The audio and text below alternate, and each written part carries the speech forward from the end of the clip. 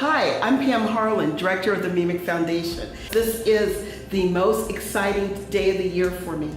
This is the day of our Meemic Foundation Meemic Masterpieces Art Open House.